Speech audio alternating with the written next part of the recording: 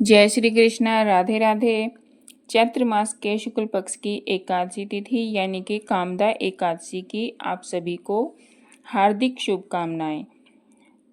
भक्तों, आज की यह वीडियो बेहद खास होने वाली है, महत्वपूर्ण और ज्ञानवर्धक होने वाली है, क्योंकि आज के इस वीडियो में हम जानेंगे कि साल 2026 में पड़ने वाली एकादशी समस्त पापों का नाश करने वाली, मनवांछित फलों को प्रदान करने वाली और भगवान श्री हरि विष्णु की विशेष कृपा प्राप्त कराने वाली कामदा एकादशी किस दिन पड़ने जा रही है, 28 मार्च या फिर 29 मार्च।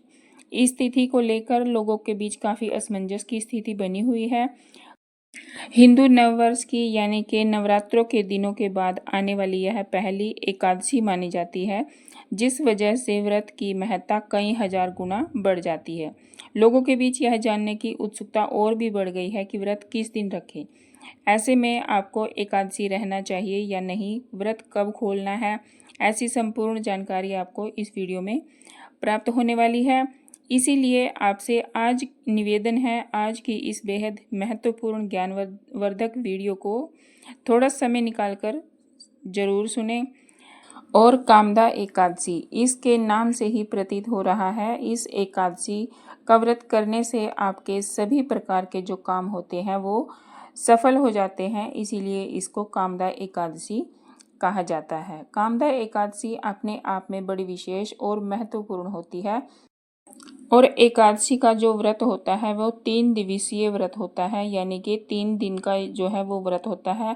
अब ये नहीं है कि आपने 3 दिन भोजन नहीं करना है, ऐसा नहीं है। मेरा मतलब है कि जो एकादशी से पहले का दिन होता है, दशमी वाला दिन, उस दिन से आपको कुछ नियम करने होते हैं, उनको फॉलो करना होता है। जैसे कि एकादशी के पहले दिन आपने चावल नहीं खाने हैं, संपूर्णतः ब्रह्मचर्य का पालन करना है, पृथ्वी शयन करना है, कि तामसिक भोजन नहीं करना है, प्याज लहसुन मांस मदिरा आदि का सेवन नहीं करना है, मसूर की दाल गाजर मूली बैंगन का सेवन भूलकर भी नहीं करना है।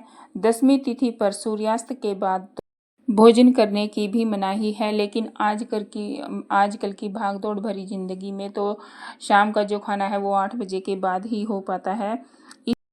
इसीलिए शाम का खाना खाने के बाद आपने ब्रश कुल्ला जरूर करना है। और इस बार जो है एकादशी तिथि है वो 28 तारीख को ही सुबह सुबह 8:45 से शुरू होकर 29 मार्च सुबह 7:45 तक ये रहेगी, या फिर ऐसा आप जान लीजिए कि 9 बजे से शुरू हो रही है एकादशी तिथि 28 मार्च को, और 29 मार्च को सुबह 8 या फिर 9 बजे तक ही एकादशी तिथि रहेगी। उसके बाद जो है द्वादशी तिथि आ जाएगी। तो जैसा कि 28 मार्च को 8:45 से पहले जो है वो दसवीं तिथि रहेगी, और शास्त्रों में ऐसा वर्णन है कि दसवीं युक्त एकादशी का व्रत रखने से पाप उत्पन्न होता है, दोष लगता है। इसीलिए 28 तारीख को एकादशी का व्रत नहीं रखना है। हर जगह बांके बिहारी जी के मंदिर में, खाटू श्याम जी के मंदिर में, हर जगह जो है एकादशी का व्रत वो 29 मार्च को ही मनाया जाएगा। और एकादशी वाले दिन भी कुछ नियम जो है आप लोगों को पालन करना है, कि जैसे सुबह सुबह ब्रह्म मुहूर्त में उठना है, पानी में नहाने के पानी में आपने कुछ न कुछ डालकर ही स्नान करना है, जैसे तिल हो गया। और उसके बाद आपने पीले रंग के वस्त्र डालने हैं। मान्यता है कि एकादशी के व्रत में विष्णु भगवान जी के साथ लक्ष्मी जी की पूजा होती है, और विष्णु भगवान जी का जो व्रत है उसमें पीले वस्त्र धारण करने का एक जो है वो अलग ही महत्व होता है। तो ऐसे में आपने, अगर आपके पास पीले वस्त्र नहीं है तो आप पीली चुन्नी ओढ़कर भी आप पूजा कर सकते हैं। तो पूजा करने से पहले आपने व्रत का जो है वो संकल्प लेना होता है, और संकल्प जब लेते हैं तो हाथ में चावल लेकर करते हैं। तो जैसे ये एकादशी का व्रत है तो यहाँ पर चावल आपको लेना नहीं है, चावल के साथ नहीं आपने संकल्प करना है। तो आपको क्या करना है, एक सुपारी लेनी है और 1 या 2 का सिक्का लेना है। उसके बाद आप ओम श्री विष्णु श्री विष्णु श्री विष्णु, मेरा नाम वंदना शर्मा है, मेरा गोत्र कुश है और मेरा निवास स्थान हरियाणा है। और आज मैं पूरी विधि विधान से कामदा एकादशी का व्रत कर रही हूँ। यह व्रत मैं फलाहार खाकर करूँगी। तो भगवान श्री हरि विष्णु जी यह व्रत संपूर्ण करने में मेरी सहायता करें। इतना बोल दिया आपने तो जो सामग्री आपके हाथ में है, सुपारी है, 1-2 का सिक्का है, वो आपने श्री विष्णु जी के सामने आपने छोड़ देना है। और व्रत पारण करने के बाद ये जो आपने सिक्का भगवान के समक्ष रखा है, इसमें और कुछ पैसे मिलाकर गरीबों में आप दे सकते हैं। और जो सुपारी है वो आप नदी में प्रवाह कर दीजिए, बहते जल में आपने प्रवाह कर देनी है। और उसके तत्पश्चात आपने कथा सुनानी है, औरों को भी पढ़ें और पढ़ाएं, इससे बहुत ही पुण्य मिलता है। उसके बाद आरती पूजन करें और श्री हरि विष्णु जी को मखाने की खीर का भोग लगाना आवश्यक है। और अगर आप चाहो तो भगवान श्री विष्णु जी को पान का और लौंग का भी आप भोग लगा सकते हैं। कहते हैं कि पान और लौंग का जो भोग आप भगवान के समक्ष लगाते हैं तो आपको दरिद्रता की योनि से छुटकारा मिल जाता है। मतलब आपका जो आगे जन्म होगा आप उसमें निर्धन नहीं बनोगे।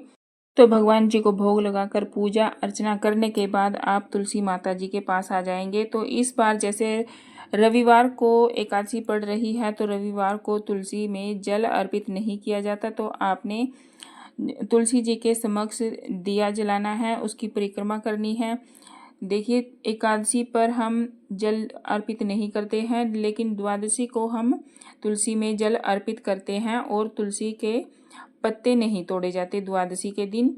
तो आपने तुलसी जी के समक्ष दिया जलाना है, उसकी परिक्रमा करनी है। और दिन भर आपने सोना नहीं है, आलस्य त्यागना है। और रात की पूजा का जो है वो एकादशी में बहुत ही बड़ा महत्व होता है। एकादशी में रात्रि नहीं होती, रात्रि जागरण होता है।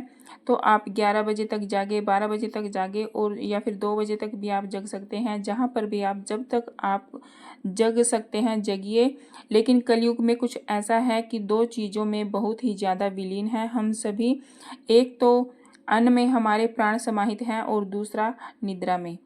तो ऐसे में अगर आप सो जाते हैं तो हमेशा कहती हूँ एकादशी वाले दिन अखंड ज्योत जरूर जला लीजिए। बेशक आप सो जाओ, लेकिन आपकी जो साक्षी है अखंड ज्योत वो जलती रहेगी।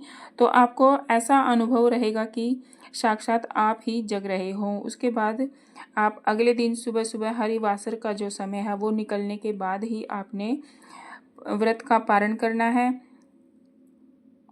हरिवासर का जो समय होता है वो सूर्य निकलने से पहले का होता है, और सूर्य निकलने के बाद ही आपने जो है अपने व्रत का पारण करना है। तो ये थी कामदा एकादशी के बारे में, व्रत की विधि, आपने कैसे व्रत रखना है, कैसे आपने उसका पारण करना है। तो व्रत के क्या लाभ हैं, इस व्रत से आपकी सभी मनोकामनाएं पूर्ण होती हैं। वैवाहिक जीवन जो है वो सुखमय बनता है, संतान सुख की प्राप्ति होती है, पापों का नाश होता है और घर में सुख समृद्धि आती है। और जो भी व्यक्ति श्रद्धा से कामदा एकादशी का व्रत करता है उसे भगवान श्री विष्णु जी का विशेष आशीर्वाद जो है वो प्राप्त होता है। राधे राधे, जय श्री कृष्ण।